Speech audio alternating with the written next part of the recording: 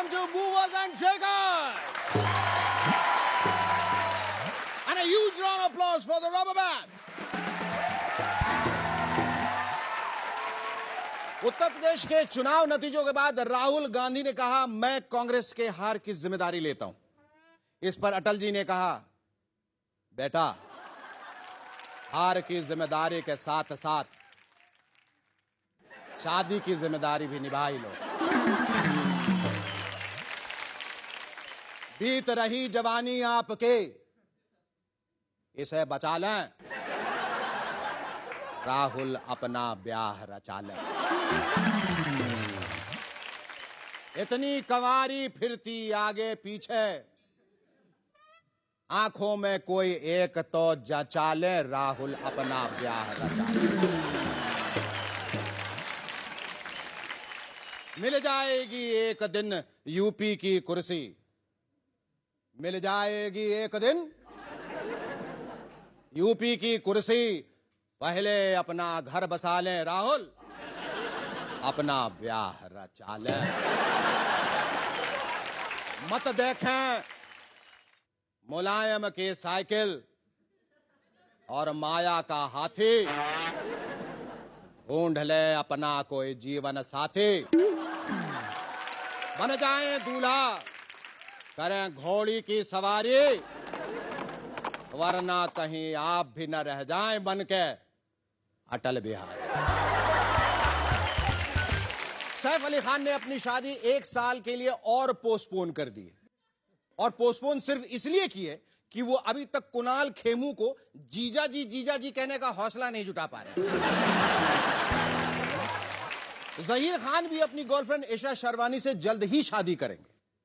ये वही जहीर खान है जो क्रिकेट के मैदान में आजकल बुरी तरह पिटने लगे और कहते हैं जब इंसान में चुपचाप पिटने की काबिलियत आ जाए तो उसे शादी कर लेनी चाहिए। Former aviation minister Praful Patel के रिश्तेदारों को किसी एयरलाइंस के बिजनेस क्लास में जगह नहीं मिली, इसलिए उनकी सेवा में बड़े विमान का इंतजाम किया। भाई, राष्ट्रीय संपत्ति अगर राष्ट्रीय नेताओं के अखिल राष्ट्रीय परिवार के काम ना आए तो वो किस काम की? अच्छा हुआ पटेल साहब अपने पद पर नहीं है, वरना सब्जी भाजी लाने के लिए, बच्चों को स्कूल कॉलेज छोड़ने के लिए और मैडम को शॉपिंग कराने के लिए भी पता चला घर के बाहर 2-4 विमान खड़े हुए। आपने गौर फरमाया है कि इस बार जितनी फिल्में नहीं बनी उससे ज्यादा अवार्ड फंक्शन हुए, और यह भी सच है कि शाहरुख खान या तो शो होस्ट करते हुए नजर आए या फिर उनमें परफॉर्म करते दिखे। और करते भी क्या, रावण का इतना बड़ा घाटा भी तो पूरा होना चाहिए। अखिलेश यादव ने यूपी की बागडोर संभाल ली है, तो आइए बात करते हैं मुख्यमंत्री अखिलेश यादव जी से, जिनको प्यार से टीपू भी कहते हैं। भाई, बहुत बहुत मुबारक हो टीपू भैया। ये बताइए, सीएम बनकर कैसा लग रहा है? अच्छा लग रहा है, क्योंकि पहले मैं सिर्फ टीपू था, अब टीपू सुल्तान हो गया। वाह टीपू सुल्तान जी। अच्छा, कुछ लोगों का मानना है कि आपकी पार्टी में कई युवा नेता भी हैं, फिर मुख्यमंत्री की कुर्सी आप ही को क्यों मिली? शेखर भाई, युवा नेता तो कई हैं, लेकिन मुलायम सिंह जी का बेटा तो सिर्फ मैं ही हूँ। वो तो है, लेकिन मुलायम सिंह जी को कैसे एहसास हुआ कि आप ही यूपी के सीएम बन सकते हैं?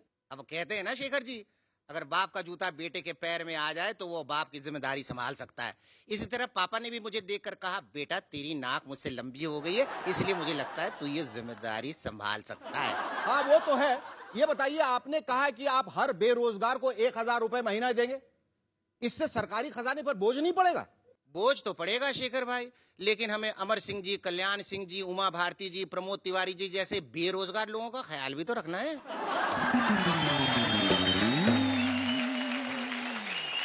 क्या बात है अखिलेश जी, क्या बात है। अच्छा, हमने सुना है कि आप मायावती जी की मूर्तियों को पार्क से नहीं हटाएंगे? शेखर जी, पार्क से मूर्तियां हटा दी तो फिर कौवे कबूतर कहाँ जाएंगे, जिन्हें इनकी अब आदत लग गई है। हमें सबका ख्याल रखना। चलता हूँ, नया सीएम बनाऊं, काफी काम है। हाँ, काफी काम होगा। All the best.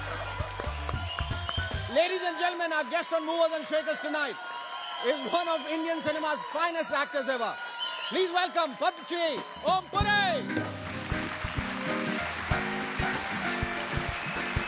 Look who is in the house, is Om Puri. Move and clap your hands, is Om Puri.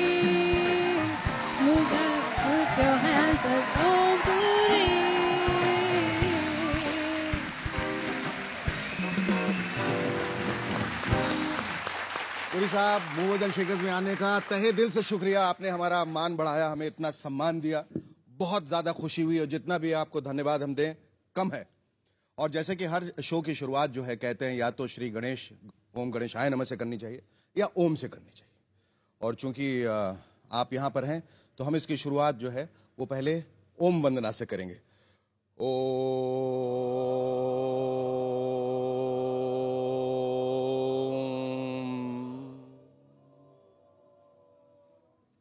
बहुत बहुत धन्यवाद आप सबका भी।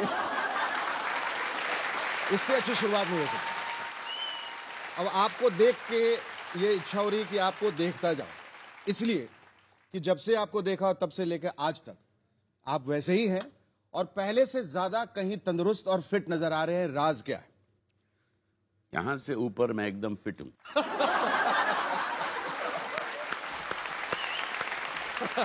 और यहां से नीचे का क्या हाल? वो थोड़ा इस पे काम हो रहा है। Work in progress. Work in progress. तो ऐसा क्यों? मतलब पुरी साहब तो पूरी तरह से ध्यान देते हैं, फिर ये अर्ध सत्य क्यों? वो क्या है कि ये सफलता का कारण है। एक अलग रोल आपका देखने को मिला रामलीला मैदान में, जो एक नई रामलीला आपने रची थी। माइक पकड़े, एक social activist, political activist, crusader, क्रांतिकारी के रूप में ओम साहब ने जब भाषण दिया तो पूरा देश जो है वो तिलमिला उठा। आइए देखते हैं। पार्लियामेंट के आधे से ज्यादा लोग गंवार हैं, अनपढ़ हैं, एक दूसरे पर कुर्सियां फेंकते हैं, एक दूसरे पर माइक फेंकते हैं, एक दूसरे को सुनने के लिए तैयार नहीं है। ये हैं देश के नेता जो देश को चलाएंगे और आपको न्याय देंगे। हमारी भी गलती है, हम ऐसे नालायकों को चुनकर भेजते हैं। पूरी जनता ने आपका साथ दिया, फिर विवाद क्यों? देखिए, जनता ने तो मुझे कुछ नहीं कहा। जनता की प्रतिक्रिया क्या थी जब आप उनसे मिले? उनकी प्रतिक्रिया तो ये थी कि वो बहुत खुश थे, लेकिन नेता खुश नहीं थे। बहरहाल वो उन दो शब्दों के लिए, जी, अनपढ़ और गंवार, के लिए मैंने क्षमा मांगी है। अगर मैं कहता कि criminalisation of politics should be stopped, हाँ, तो बुरा नहीं लगता। तब बुरा नहीं लगा। और तब दूसरे, लगता मैंने किसी का जाति नाम नहीं लिया, बिल्कुल नहीं लिया। मैंने ये नहीं कहा कि सब लोग ऐसे हैं, जी, बल्कि मैंने ये भी बात कही और मैं मानता हूं कि भैया मैं पूरा विश्वास रखता हूं लोकतंत्र में, और हमें गर्व है कि दुनिया का सबसे बड़ा लोकतंत्र है यहाँ। और 61 साल से बीमार जरूर चल रहा है, लेकिन चल रहा है और चलेगा और आगे स्वस्थ भी हो जाएगा। आप और जैसे हुआ है, पहले से बेहतर है सेहत। जी, तो मतलब ये कि, और दूसरे, मेरा कटाक्ष जो था जी, वो कांग्रेस जो है वो गलत समझ रही है कि मेरा कटाक्ष उन पे था। उन्होंने कुछ पर्सनली ले लिया, उन्होंने जाति तौर पे उन्होंने जाति ले लिया है। हाँ। मेरा एक जनरल वो था रोष या गुस्सा, और थोड़ा भावुक था मैं उस वक्त। हाँ। और मैं और एक शब्दों का ख्याल नहीं किया। सड़क का आदमी बन गया, जिसका मुझे हक नहीं है, क्योंकि मैं सड़क का आदमी नहीं हूं। तो मुझे अपने शब्दों का चयन जो है वो अच्छे ढंग से, एक सिविलाइज ढंग से करना चाहिए। पर आपने ऐसे कोई शब्द इस्तेमाल नहीं किए जिसको लोगों ने सुना नहीं है। ऐसे शब्द इस्तेमाल किए गए हैं पहले भी, और जनता ने भी, और नेताओं ने एक दूसरे के लिए भी इस्तेमाल किया। नहीं, वो कर सकते हैं, उनको हक है। अच्छा, उनको हक, जनता को हक नहीं है ये बोलने का, नेताओं को हक है एक दूसरे के लिए। नेताओं ने एक दूसरे के बारे में क्या क्या कहा? अगर वैसे तो अगर मैं आपको एग्जांपल दूं, जी, लालू जी ने जो मेरे बारे में कहा था अपने भाषण में, अच्छा, कि बिहार की सड़कें ओमपुरी के गालों जैसी हैं, उनको मैं हेमा मालिनी के गालों जैसी बना दूंगा। ये शोभा देता है उनको इस तरह से बोलना? शरद यादव जी बोलते हैं, ये कौन है ओमपुरी? अच्छा, वो इतनी दारू पीता है, उसकी बीवी ने धक्के मार के उसको बाहर निकाल दिया। ये आप असेंबली में, पार्लियामेंट में ये बोल रहे हैं। मैं उनसे कहूंगा कि आप अपनी कॉन्स्टिट्यूएंसी में जाइए और किसी भी आप अपने वोटर से पूछिए ओमपुरी कौन है, तब आपको पता चलेगा। बिल्कुल, सबको, पूरी दुनिया को पता है। ओम पुरी साहब ने हम सबका मान बढ़ाया है, हमारी फिल्म इंडस्ट्री का मान बढ़ाया है, हमारे देश का नाम बढ़ाया है, और किसी को हक नहीं होता इस तरह से आपके बारे में बात करने का, और हम इसका विरोध करते हैं। बिल्कुल। बहरहाल, अगर आपको लगता है कि कहीं आप सहमे, डरे, अगर आपको मौका मिले दोबारा, और चूंकि आप एक संपूर्ण अभिनेता हैं और ये माइक आपके हाथ में, अगर वो भाषण अगर आपको दोबारा कहा जाए कि अगर आप दें आप रामलीला मैदान में, तो दो शब्द जो ऐसे कहते हैं, दो शब्द कहें, भाइयों, बहनों, बच्चों, हमारा देश बहुत महान देश रहा है, उसका इतिहास बहुत महान रहा है। हमारे देश में पंडित नेहरू, सरदार पटेल, ऐसे ऐसे गुणी लोग रहे हैं जिन्होंने इस देश को बनाया है। लेकिन अभी जो नेता हैं वो अपने को उन नेताओं से कंपेयर कर सकते हैं, इतनी हिम्मत है उनमें। और जैसे मैंने रामलीला मैदान में 2 शब्द अलग कहे थे, तो अगर मुझे वो शब्द के पीछे जो भावना थी उसको दर्शाना हो तो मैं ये कहूँगा कि असेंबली में जिस तरह की इनडिसिप्लिन और अनुशासन की कमी, जब बहस होती है तो एक दूसरे पे चिल्लाते हैं, चीखते हैं, हमको ये पता नहीं चलता कि वो किस विषय पे बात कर रहे हैं, और ये टेलीविजन पे दिखाया जाता है। तो इस तरह के व्यवहार को मैं कहूँगा ये भद्र व्यवहार नहीं है, ये शिष्टतापूर्ण व्यवहार नहीं है। मैं इन शब्दों में कहूँगा, ना कि गंवार या अनपढ़। उन 2 शब्दों के लिए मैं फिर से क्षमा चाहता हूँ, हालांकि ये कमबख्त क्षमा मैं बहुत बार मांग चुका हूँ। जय हिंद, जय हिंद। आप लेकिन इकलौते और एक अलग किस्म के अभिनेता हैं जो न छपते हैं, जो ना दिखते हैं, जो ना पेज 1 पे हैं, जो ना पेज 3 पे हैं, ना बैक पेज पे हैं, ना मिडिल पेज पे हैं। फिर भी पुरी साहब के प्रति जो आदर है, जो सम्मान है लोगों का, वो बना हुआ है। Om Puri means one of the finest actors India has ever seen. पिछली दफा आए थे, इस पर भी बात हुई थी, उसमें हम थोड़ा सा चाहेंगे आप और प्रकाश डालें, लेकिन उससे पहले एक ध्यान इधर हो। हमने कहा भाई बंबई में तो हमें कोई नहीं जानता, so better to go through proper channel. तो ये सोच के फिल्म इंस्टीट्यूट में अप्लाई किया। बाद में हमें पता चला कि हमारी सिलेक्शन में भी मुश्किल हुई थी। अच्छा, ऑब्जेक्शंस ये थे, सहानुभूति थी उन्हें मेरे साथ कि ये बेचारा ना तो विलन लगता है, ना हीरो लगता है, ना कॉमेडियन लगता है, ये बंबई में जाके करेगा क्या बेचारा। और जब इसका कुछ नहीं होगा तो हम क्या करेंगे इसके बारे में। तो उनमें से कुछ लोगों ने कहा कि भाई ये हमारा सरदर्द नहीं है, क्योंकि इस ऑडिशन में उसने A+ लिया है, तो अब हम किस मुंह से उसको मना करें। तो ये उसकी किस्मत है और हमें इसे सिलेक्ट करना चाहिए।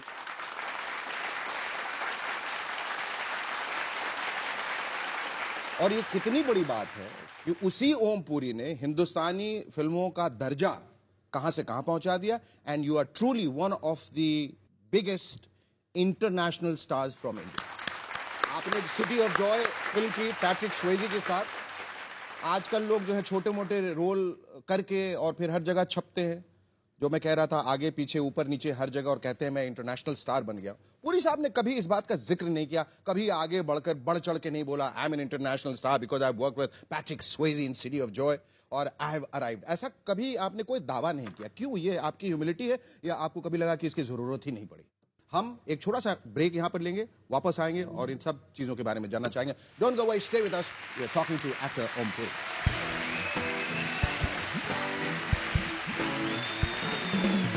Hello, welcome back to Movers and shaker.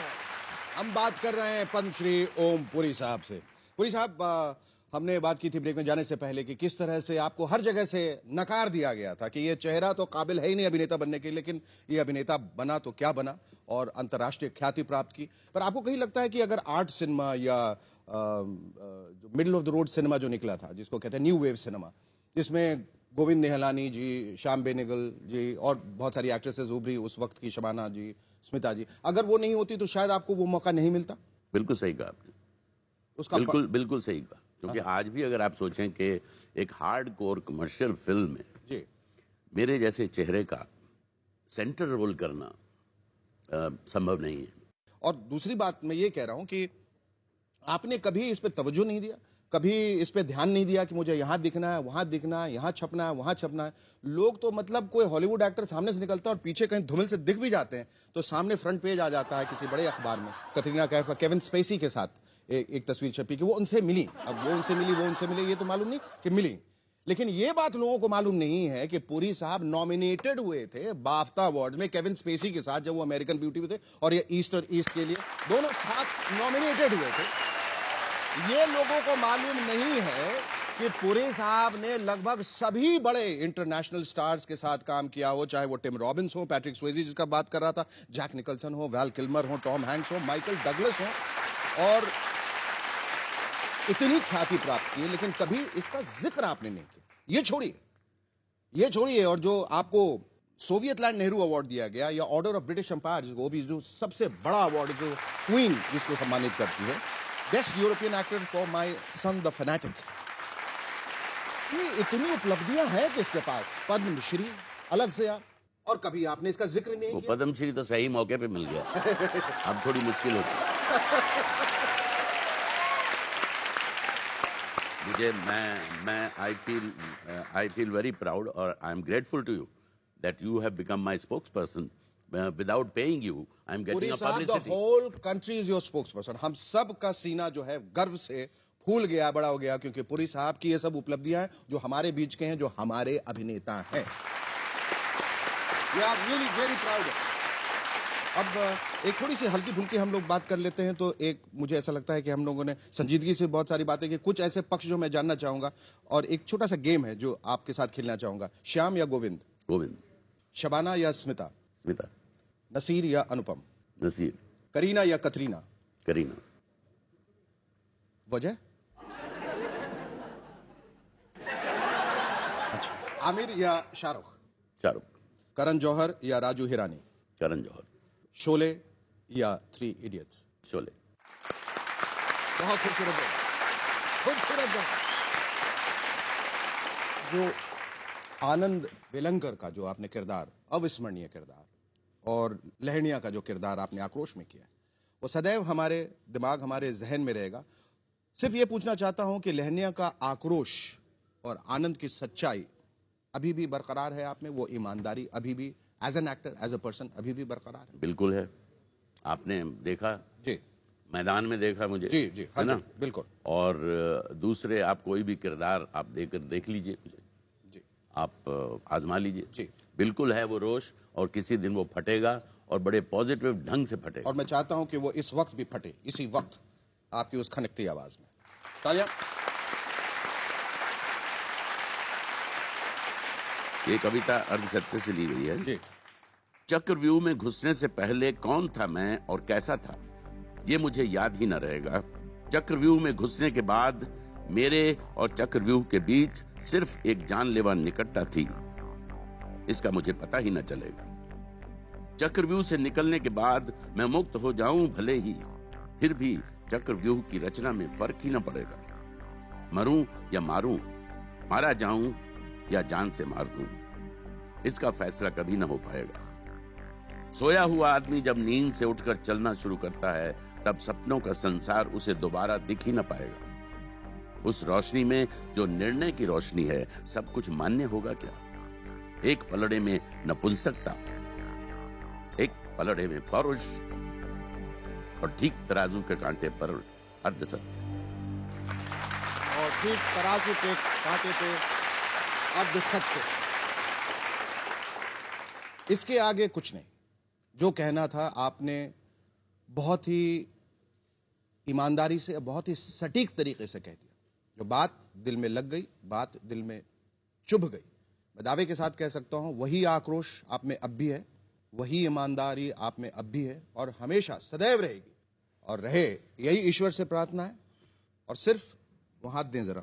जाते जाते एक बात कहना चाहूंगा जी। पूरे देश से कहूंगा कि अगर कभी कहीं कोई गलती हुई हो तो क्षमा। गलती दोबारा भी करूंगा, लेकिन कोई गलती दोहराऊंगा नहीं।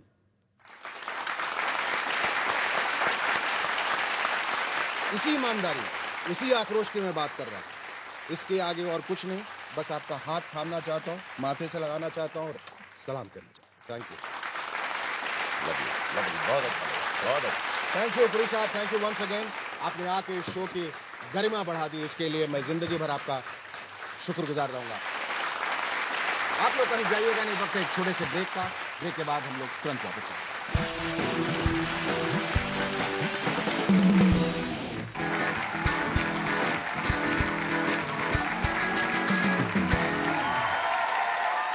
Hello, welcome back to Movers and shakers.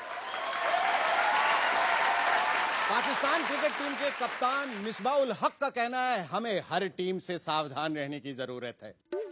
हक साहब, आपको हर टीम से नहीं, सिर्फ अपनी ही टीम से सावधान रहने की जरूरत है, क्योंकि आपकी टीम के खिलाड़ी कभी भी मैच फिक्स कर सकते हैं। वैसे जब से पाकिस्तानी क्रिकेटर फिक्सिंग में दोषी पाए गए हैं, तब से उन्हें हर कोई शक की नजर से देख रहा है। अब तो हाल ये है कि कोई खिलाड़ी स्कूटर खरीदता है तो लोग कहते हैं मियाँ इसने जरूर फिक्सिंग की है, वरना इसकी तो साइकिल की भी औकात नहीं है। डॉन 2 को पाकिस्तान में सबसे ज्यादा पसंद किया गया। भाई क्यों नहीं, आखिरकार डॉन की पहली पसंद भी तो पाकिस्तानी है। सुना है अगले महीने मुंबई में एक ऐसा कानून आने वाला है जिसके तहत ट्रैफिक रूल तोड़ने वालों से 5 गुना जुर्माना वसूला जाएगा। इससे ट्रैफिक पुलिस वाले बहुत खुश हैं। उनका कहना है चाइना, इसका मतलब अब हमें 5 गुना ज्यादा मुनाफा होगा। एक्ट्रेस गुल पनाग का कहना है मैं अपने खाली समय में सोशल वर्क करती हूं। वैसे गुल पनाग जी, आपका फिल्मों में काम नहीं करना भी एक तरह का सोशल वर्क ही है। पिछले दिनों 5 राज्यों के चुनाव में कांग्रेस ने मणिपुर में सबसे बढ़िया प्रदर्शन किया। इस पर मणिपुर के कांग्रेस कार्यकर्ता ने कहा, इस शानदार प्रदर्शन का सारा श्रेय हम राहुल जी को देते हैं, क्योंकि वो यहाँ पर प्रचार करने आए नहीं।